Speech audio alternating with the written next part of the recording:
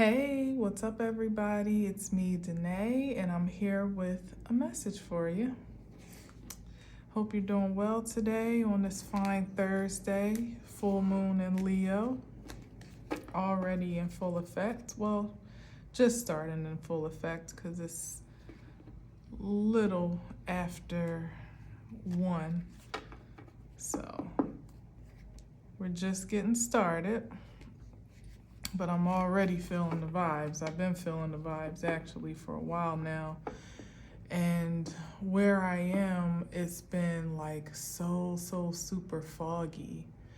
Not just today. Today has been extreme because the past couple days it may start out a bit foggy and then clear up, but today it's just been like on and off, back and forth.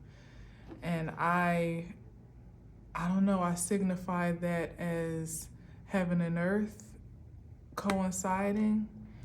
You know, there's definitely a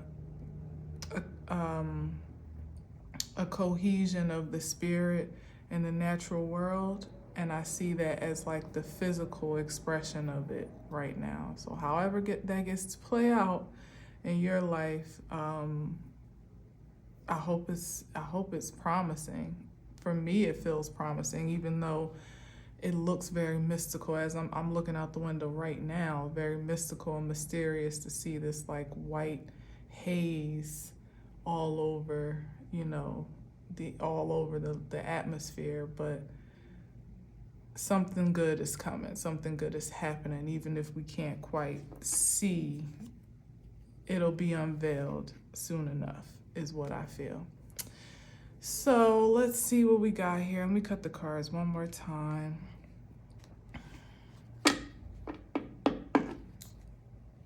Looky here, the Star. Wow. Definitely, like I said, that haze. Look at the stars, the white stars, kind of like, whew, wow. I'm just kind of at a loss for words. This is definitely about healing. Certainly in alignment with my moon message yesterday and the reading about allowing your star to shine unapologetically. That's definitely the essence of this full moon transit in Leo, where we're releasing. What is she doing but pouring out, or he, but you know how what the star gives, but this is he or she. You have the invitation to pour out any energies that may be keeping you from shining your brightest, from having those expressions of that Leo vibe that we all love so much by way of the sun, that high frequency energy that once it shines on the inside, it can't help but expel from the outside. That's definitely the energy of the Star card here. Almost like the sparkles of the sun, the inflections of the sun, of which, the night sky would be quite dark and dismal if not for those tiny inflections. So sometimes we can kind of take the stars for granted until you live in a place like a city, or it's a cloudy night and you actually can't see the stars. But when you do catch a glimpse of all those tiny lights in the sky, which we know obviously aren't so tiny, but it's just the distance that makes it appear to be so, it's quite mesmerizing, I would say, me personally. And I feel like that's the as above, so below inflection that we get to play in the earth. Here it is with the spirit coming down into the earth realm, that we get to maybe this fog is like the veil, or the curtain. And once that curtain is drawn back is when you get to see the sparkles that were there all along, like, wow, look at her, look at him, look at them. It's like everybody is emitting their own frequency of light. And again, it's mesmerizing and it's inspiring, it's illuminating. There are even such things as supernovas that combust and make other stars, so that's the vibes today. Look at that, and that looks like a supernova, doesn't it? And what is it? Right up over this human being, you know? That's the power that we are charging up right now, if not already charged and ready to go with, but perhaps, like I said, that's the veiling for it to be kind of like a ta-da, you know, like a, not a surprise, but an introduction, I would say, similar to what would be, as with the Leo energy, a curtain call for the stage, you know, like lights, camera, action, ready to go type of energy. Main character vibes is what we're talking about here with the star card. And you don't have to be a Leo or a fire sign for that matter to embody this frequency. That's the wonderful thing about transits, the moons, the planets, full moons and new moons. It's something that we get to express from the inside out. We embody it and then we expel it. And everybody does so uniquely, as with the stars, right? Because no one's chart is quite the same. So the way that you embody this new moon energy, what you're releasing and what you are recharging, which makes a lot of sense because that's what we do in full moons, is we recharge, we regenerate, recuperate, reflect, rest, get ready to power up, or re-up from what we've expelled throughout the last new moon cycle, which was a powerful one because it was the top of the new year and there were a lot of aspects that were in alignment, you know, that we came out of, that were a great change. Mercury retrograde, and then now we're on the other side of Pluto and Aquarius and Saturn going direct, and so many other things have shifted in the realm since the top of the new year, let alone the new moon itself that we last had, which was in Capricorn. And now here we are with this fire-powered, charged full moon that it's like, it's a lot of intensity there. You know, there's a great intensity, but it's, as I said, it's for a good supercharge. You know, it's just the right, I feel, you know, just me speaking out in my own experience, that I feel like it's just the right surge of energetic force that we may need in an intense moon cycle such as this one, where, as I said, Pluto and Aquarius is doing this thing, and then Jupiter is squaring, and you know, the aspects can be a bit tense and heavy.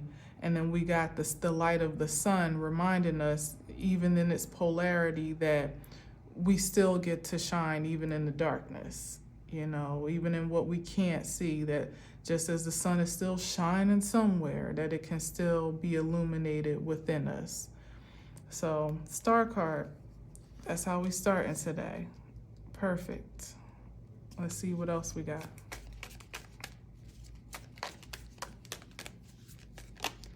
Star is also healing, if I didn't say that already. I feel like I did. But it also is following your destiny, your personal destiny. As I've said, each star having its own emission of light. It's the same for we as human beings, where none of our fates are alike. And each of us gets to take a path where we may cross on certain parts of the journey, but it could never be one route for any two people. So this transit is also helping us, and that's big Aquarius energy, right? The Aquarius season, right? With the star card, that's big Aquarius energy, where we get to express ourselves as individuals, a part of the whole, a part of society, a part of the collective, but still no less unique, you know? So we got the Seven of Cups and we got the Two of Wands. There's the fog again. Wow. There must be something to this fog that I'm not even quite tapping into.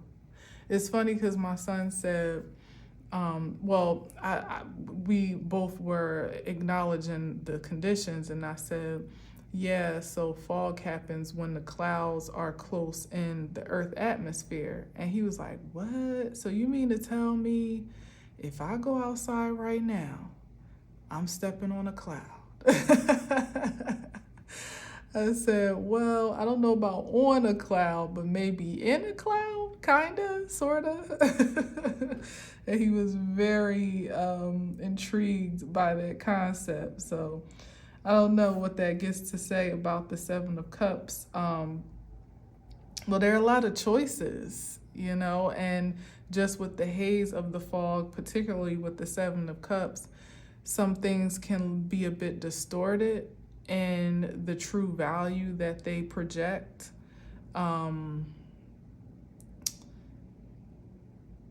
But someone that comes from this leading force of healing and the intention for it I don't feel like, with the Two of Wands, it's a higher mindset, a higher energy engagement with the Seven of Cups than, oh God, which one do I choose? Or I'm afraid to choose the wrong one. This is Leo energy. We are, and also Aquarius with the unpredictability as well, but embracing it, more or less with that Uranus energy. It's like embracing the unknown, embracing the mystical, the mysterious even, but still resting on the grounding of your previous intentional healing, if that makes sense. Like this is like strategy and planning and things of that nature. So you've already kind of had an idea of direction in mind.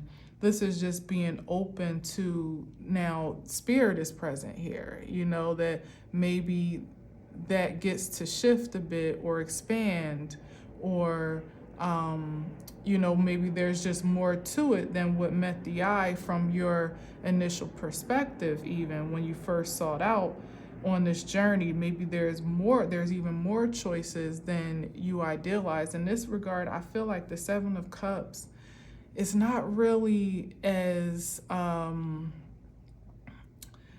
don't know, like I feel like it could be more positive than with the rap that it usually gets, but it's definitely some matter of indifference is what may be more may make more sense. It's like, there are a lot of choices. There are a lot of ways that even people that may want to deter you on a different path or distract you from what you already know to be true, maybe even add more to your plate to confuse you, or just that spirit of opposition that would want to throw you off balance from what your focus already is, but you already knowing.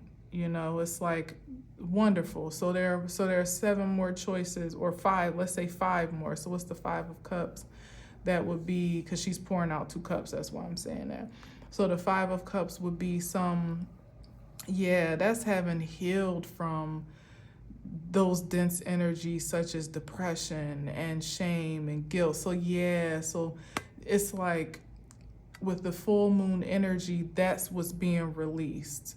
It's like with the 7 of Cups, which makes a whole lot of sense, because as it usually stands, there's far more lower vibrational choices here than there are positive ones on site. So it's like knowing exactly which ones to absorb or to allow yourself to be nourished by, and knowing exactly which ones to release.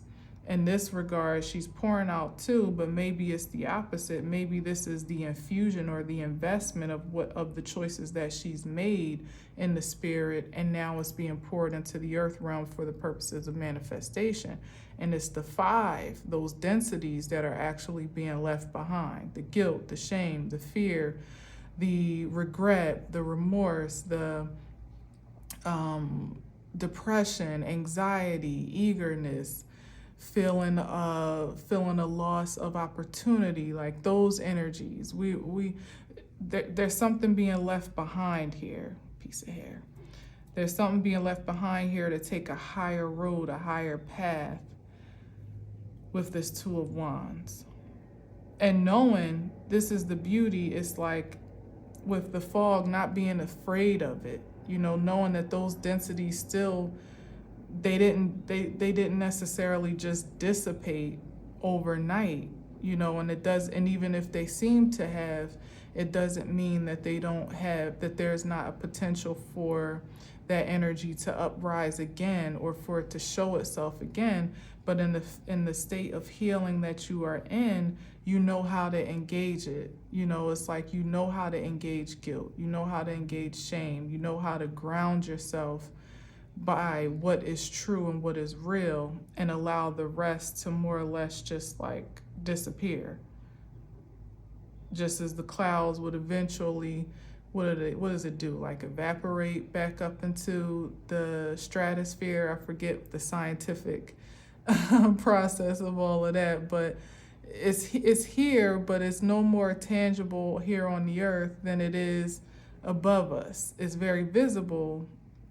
And like my son said, it's like it surrounds us, but it doesn't necessarily consume us either. It's just a presence. It has a frequency. It has a function, maybe perhaps even, maybe to even remind us of how healed we actually are. How far we actually have come from the energies that kind of kept us very dense and, grounded to the earth atmosphere in ways that weren't liberating. I hope that makes sense. All right, so we got the Seven of Cups, the Two of Wands. Those energies are peculiar to me in a way, even though I just went all the way in about it.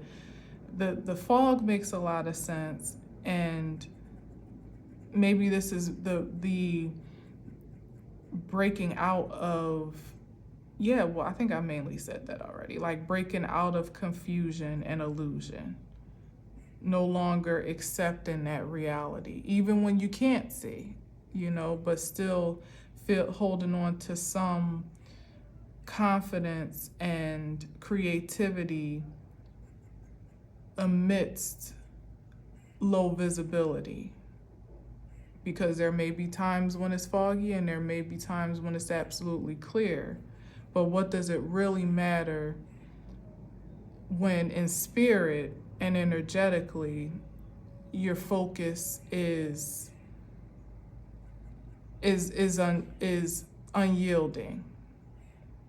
Yeah, look at this. So we got the 10 of Cups. Now we didn't upgrade it from the 7 to the 10. And then we go to the 8. What's that about? Let me get one more next to the 8. Wow. What is this about? Hold on.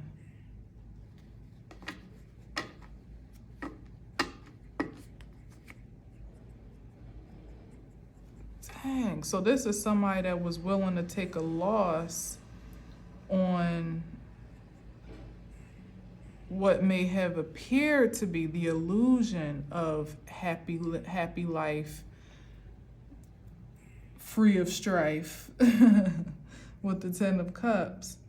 But even as it's like having this so-called fairy tale, too good to be true type of existence, but still not feeling fulfilled by it. It's like something that looks good, and it almost, it's like, somebody having the so-called perfect life from the outside looking in, where they have the wife, the kids, the dog, the house, the car, the job, the bank account, the trips, the whatever, all of the ideals of success and happiness that one would envy from the outside looking in, right? But there's still being something left to be desired here. It's an illusion. And without having healed thyself a certain type of way, you would almost talk yourself into settling, as if like the Ten of Cups could ever truly be a settle, right? It's almost strange to say that, but for all intents and purposes of the point that I'm making, somebody walked away from a Ten of Cups because there was some lack of fulfillment there. Now, the Ten of Cups can represent family, but it can also represent, because we got the Ten of Pentacles, which is absolutely family and legacy, I feel like it's some semblance of family. Some, like I said, it could be the family that you would almost feel, here's the densities, you would almost feel guilty and ungrateful, not forging a happiness within. It's like, what is wrong with me? I got the perfect wife, my kids, I got the nuclear family, my dog's my best pal, my house is a freaking mansion, it's like you can't really find any box that hasn't been checked in terms of what would look like the happily ever after, but only you, here it is aligning with the Star card, only you would know what truly is feeding your soul. And the densities that you get to release, because this is somebody that's willing to take a new path, a different path, particularly from what the past was offering with the Two of Wands. And it's like, to succumb to the densities of such as the Five of Cups, it's almost like a two-edged sword, because in one way you're beating yourself down for not being content with what you have, but in the other vein, you're completely miserable because you're not content. So it's like, which do you cater to? And that is the fog. What do you cater to when it comes to the matter of following your ultimate destiny? So this could not just be family. Of course, I'm saying it as that because that's what this card projects. But it could be whatever you thought the ideal happily ever after was for you. It could be to these certain mile markers that you had set for yourself that were indications of success, or at least so you thought, or you thought once you achieved these things, or some status or success, or even some level of fulfillment, that you'd feel complete, but yet and still there's something that's like not given. Here's the audacity and the faith here with the Eight of Cups to leave what most would say is perfect behind, because that even though it might be someone else's destiny, or it may have been a fulfilling destiny for a certain time, the Star card is an implication that you may have grown, maybe even outgrown what you thought you desired once upon a time. And now that there's something more to be desired in order to be fulfilled. It takes a great bit of strength and courage to make that move. That speaks to a great deal of healing. I'm not talking about somebody that has all the perfect things going for them, but they go out and cheat, or they want to have a side piece, or somebody that's not fulfilled on the inside, and so therefore they find every reason as to why not to be happy with the life that they've been gifted with. And even still, that's still cause for a journey toward self and into, to self to some degree as well, because you wouldn't want to force yourself to stay in a place where you can't be settled. That's how things go awry as well.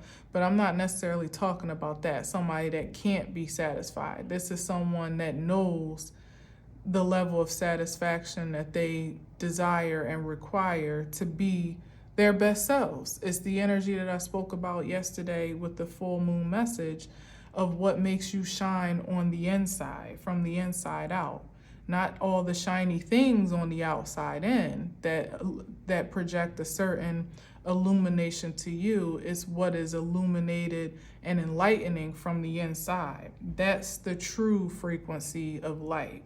And if you can't keep that, that fuel, that fuse going, then it does sometimes call to make some tough decisions, which would be the energy here with the Seven of Cups. Yeah, that's what that is, making really, challenging decisions, but in the highest intention of your personal growth and progression.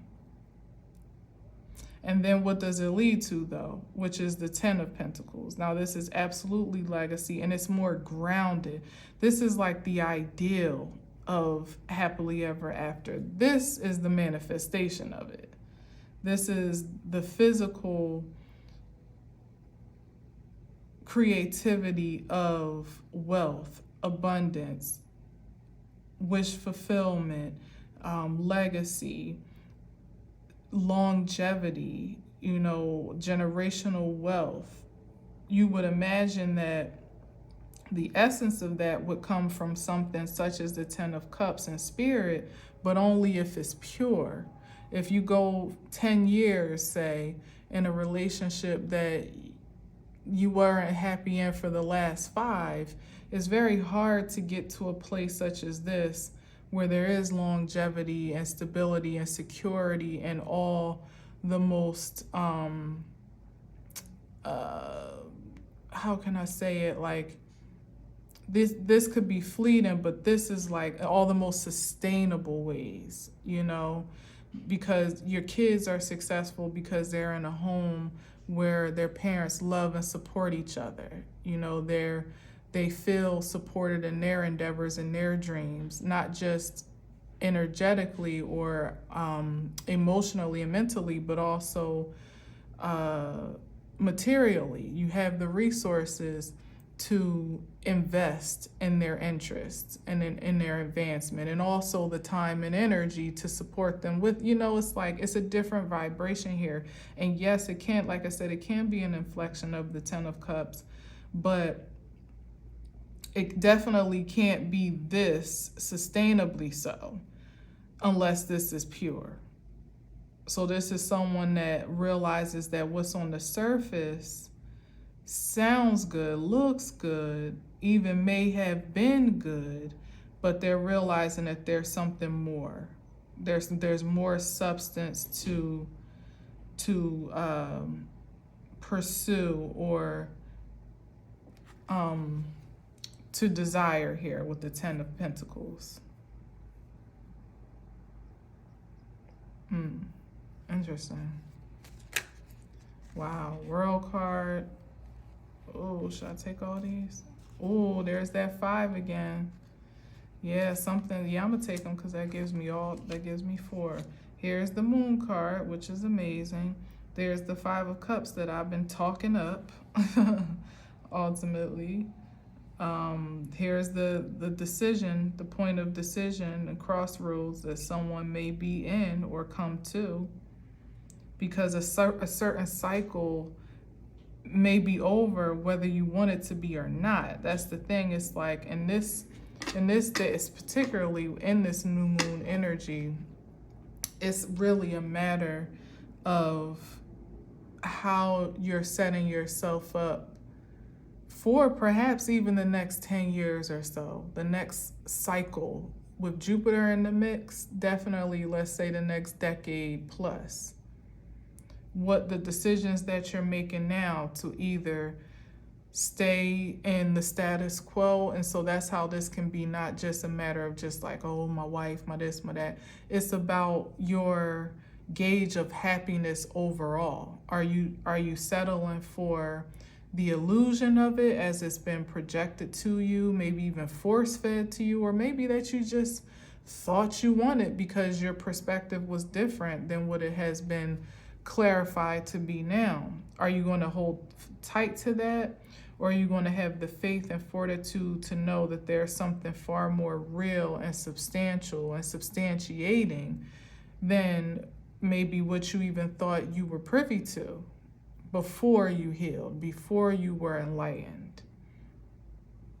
The World card is here because that's the shift of energy that we are all in. I don't care who you are. Everybody's being faced with this moment of decision and action. Not only what is it that you want, but what are you willing to receive? You know, because there's the ideal of, I almost said what are you willing to do for it, but that just doesn't feel right. It's not, maybe so in some regards with the Two of Wands, there's some action that gets to be taken, but it's more the matter of releasing, which is probably why it's here next to the Seven of Cups. It's more, the action that gets to be taken is more a matter of what gets to be released of what you don't want than the pursuit, you know, of some material satisfaction otherwise, if that makes sense.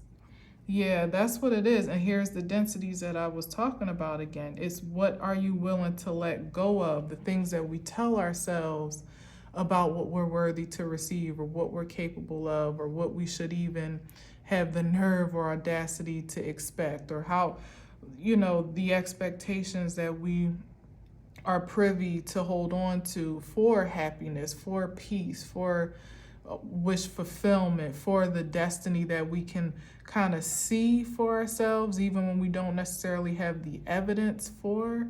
You know, it's really this is interesting, because it's so much more universal than it is just like general and global, because everybody's facing the same. It's like I said earlier, it's like we all react and respond to the cosmic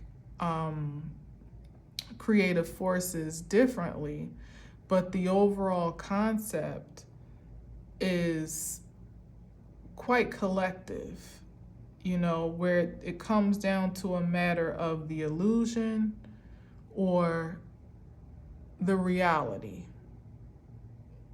like red pill, blue pill type of energy. And it doesn't, and I feel like the difference is the so-called matrix moment would have you to think that if you choose the reality, then somehow you're forfeiting the, you know, the magic of your sensationalism of life, you know, like you're forfeiting to be happy and to be satisfied and to have, you know, those expressions of success that were the ceiling at one point in time. I feel like it's quite the opposite. It's actually helping us to, if you're willing to take that you know, that more mystical choice, I should say, it actually leads to more satisfaction, more sensationalism, more than what you thought you had access to when you knew exactly what you were choosing, or at least you thought you did. You knew the choices that were in front of you. You were comforted in some ways by the limitations of those choices, because, you know, it didn't make you feel overwhelmed. It's like it's a shift that's happening where, probably why I said the overwhelm is going to be a good thing. It's like having too many choices isn't a fear anymore. It's just a Friday afternoon, you know, like, I don't know how to say it. Oh, the density is feeling, ooh, my left ear is like ringing. I forget what that means. I don't know if that's supposed to be good news or bad news, but when I say it's ringing, it's like I feel that feeling of like when you're underwater almost and you lose hearing in one ear, but the left one is ringing. That's wild. So whatever that means, take that as it resonates literally. But yeah, here's the shift, and I'm not going to beat it down no more because I don't even think I'm supposed to. What I say doesn't really matter in the grand scheme of things, because I could even give you my best advice or my best testimony as to where I'm feeling guided and led to journey at this time, and it wouldn't really make that much of a difference for you because your decisions are very personal and unique. The only thing that we stand united on collectively is a matter of the things that we're willing to release. That Sun card, Leo energy, is a strong will, power, strength card. I'm surprised it actually hasn't come out in the last 2 days. But what we're willing to release, those densities, dark emotions, deep psychological ties of sorts, even that don't really serve the purposes of guiding us to this infinite abundance, whether it be in spirit or in truth. That one's all on us, individually and collectively. What yours may be, what mine may be, completely different, I'm almost positive. But there is almost, what's for sure is that there's probably at least one thing that we all get to let go of to have a little bit more of what we actually want. And sometimes that can be, the mystery of that moment can be daunting. It can be intimidating, I would say, to some degree, because the last thing you want to feel like you've done is made the wrong choice, release the wrong thing. And that's what's bringing me back to the energy up here about how you view your options. Are you empowered to make powerful decisions, or are you overwhelmed? And remember the other day I said you choose to be overwhelmed. That's not an absolute, that's a choice. Or are you overwhelmed by the power that you possess? I feel like that's the difference between the haves and have-nots in this shifting of universal order. Those that are distrusting of their own decision making may in fact stay in the mysticism of the fog. But those that have the audacity to follow their North Star, no matter what, literally no matter what. That means even if what you thought you wanted isn't doing it for you anymore, or what you worked so hard to achieve doesn't quite satisfy, or what you felt was sustaining is actually a void in some way, shape, or form. It's the courage to know that not only am I worth more, I know that there must be more in store to match my vibration. And then you find it. That's definitely the happily ever after of this moment, is that you will indeed connect with it, not just ideally so, or in some fantasy world, like it becomes very tangible for you. This is the pitfall, though, to allow the shifting of universal order to occur and you still be stuck in a paradigm or even in a portal of sorts, or in between portals of despair. Oof, I feel bad for anyone. Yeah, this is taking a new leap of faith, being a yes to new adventure, to engaging your own power, like I said, in a new way that's making perfect sense. This is someone almost examining a new power or strength or creativity that they possess, that they didn't know that they had, that's been newly awakened or introduced, or that they didn't know how to use before. And not only just being acquainted and aware of it, acquainted with it or aware of it, but embracing it as it is a part of you. This is like good news. This is new inspiration. So like I said, it could be the invitation of a lifetime that leads you on a pathway that you just didn't even see coming. Really, it wasn't in the plans. It wasn't in your 5-year, 10-year plan per se before now, but it seems like exactly the right thing. It almost seems like perfect, like this is exactly what you've been wanting, and maybe even more so that you need.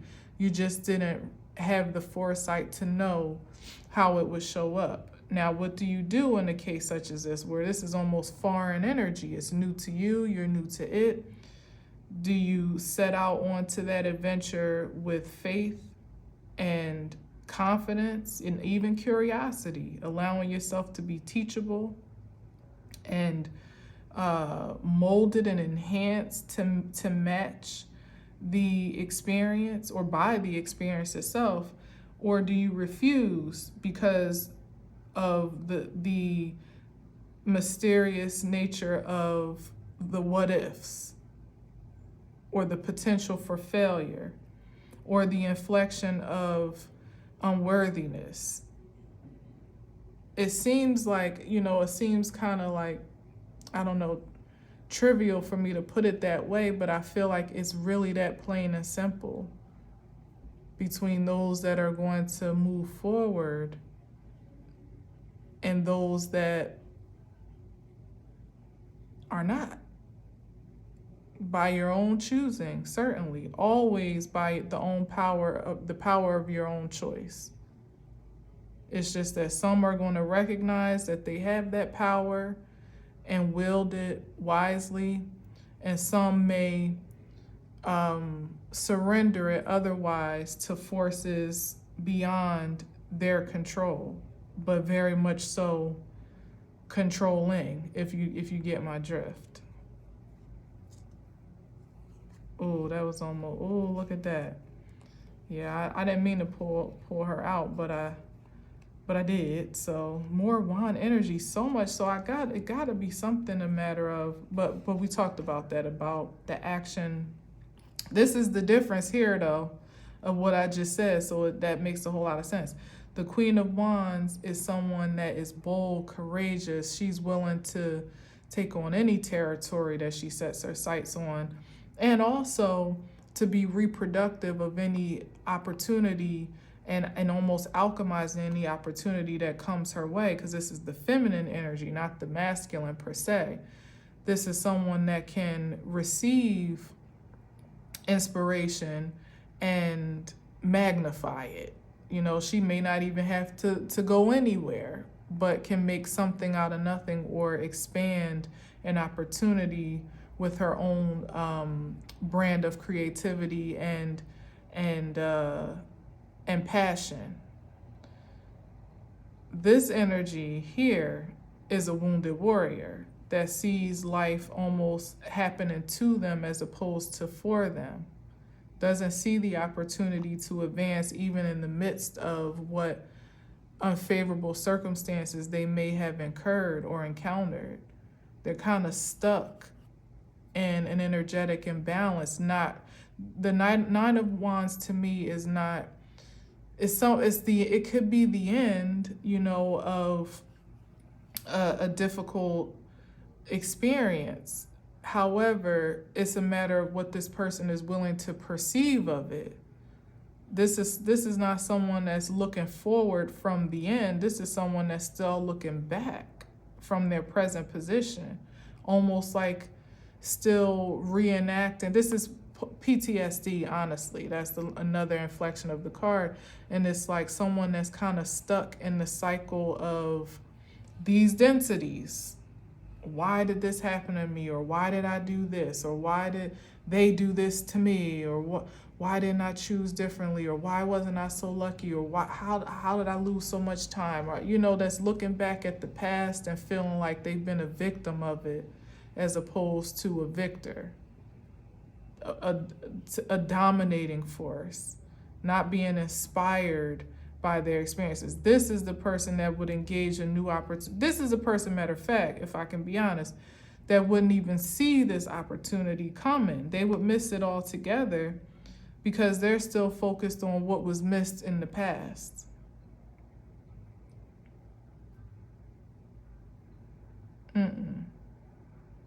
The Queen of Wands is one that would be enthusiastic to say, "Ooh, what's this? A new power, a new gift, a new talent, something I didn't know I could do, or something that they're just excited to learn about and maybe perhaps gain some level of expertise in, because it could be that too, almost a novice of some certain creativity, but not feeling distraught because you're not an expert, or you don't, or even that you may make a few stumbles along the way as you're getting used to this new energetic force. It's like, no, just literally taking the bull by the horns and riding it until you get thrown off, if you get thrown off, but by God with the Queen of Wands, until it's under your submission.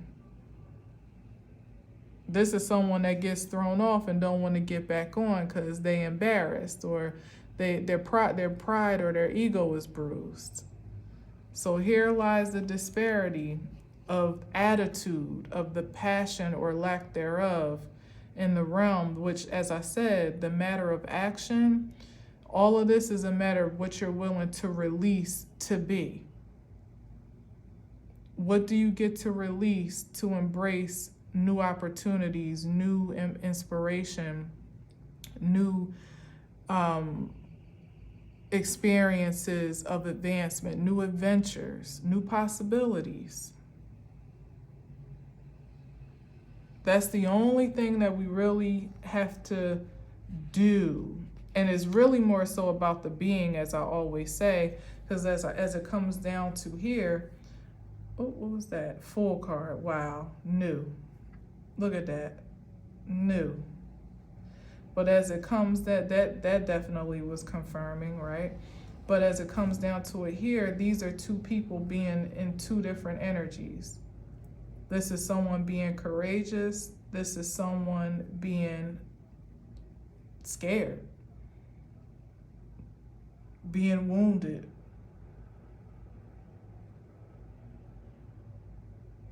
This is the Queen of Wands is a warrior. That Nine of Wands is a wounded soldier.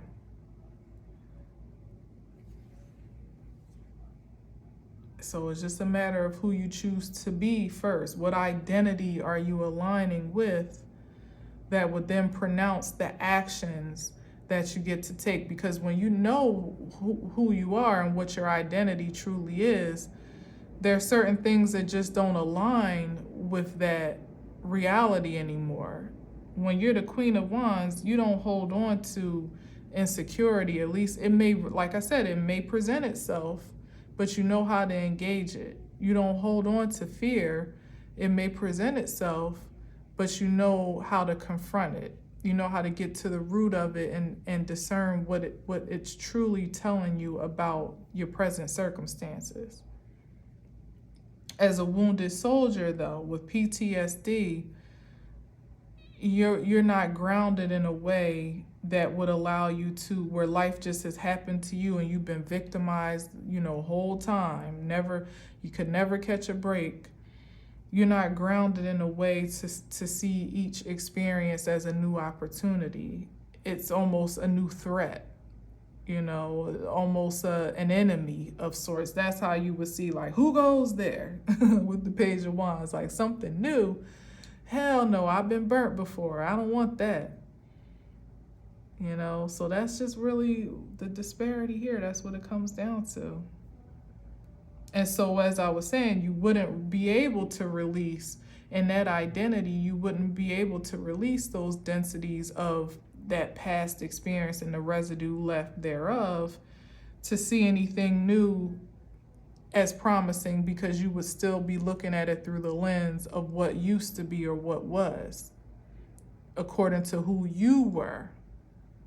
So that's all I'm gonna say. Like, identity is definitely key here. And Leo, one thing about it, main character energy, they, as I said yesterday, reserve the rights to be the leading man or leading lady in their storyline, and perhaps in yours too, if you let them. So the least we could do as we are harnessing this full moon energy and allowing it to be regenerative and rejuvenating is to take that light, you know, and allow it to be something empowering to illuminate those spaces within us that we've either allowed to go dim, where we truly do shine naturally, or allow ourselves to be enlightened to where we've turned the lights off ourselves for fear of rejection or understanding or acceptance or whatever the resistances may be, whatever the densities may be. If it's something that you can identify that you would like to have more of by way of creating wholeness and happiness, healing and fulfillment in your life, what can you release to make more room to have more of that? You have all rights to do so. You're being employed to do so. Employed? Spirit is inviting you, like open invitation right now to do so. Because what the densities that we've been holding on to, we don't, it's like that was never intended for us to carry forever. Just with the nine of wands, it was a training ground. It was an experience, some of which went on too, you know, more intensely than it was even meant to be so, which is a whole nother story for another day. But even still, we hold the power to decide when enough is enough, and we get to actually experience life in the frequency that was universally, or that at least is now universally ordained for us to do so. All right, so, but you got to believe that it is, you know, and that's the hardest part, believing that we are privy to that new experience. All right, for real, I'm done. Thank you for listening and watching. Happy full moon yet again. Take some time to rest. You know, it's only Thursday, so maybe you might not have time till the weekend, or at least just get a good night's rest tonight. But please don't resist the invitation to rest, because that's where we are most rejuvenated and regenerated, to then jump out and do all the things that we want to keep ourselves busy doing, in spirit and in truth. All right, so rest is the operative word. And until next time, as always, I leave you with peace.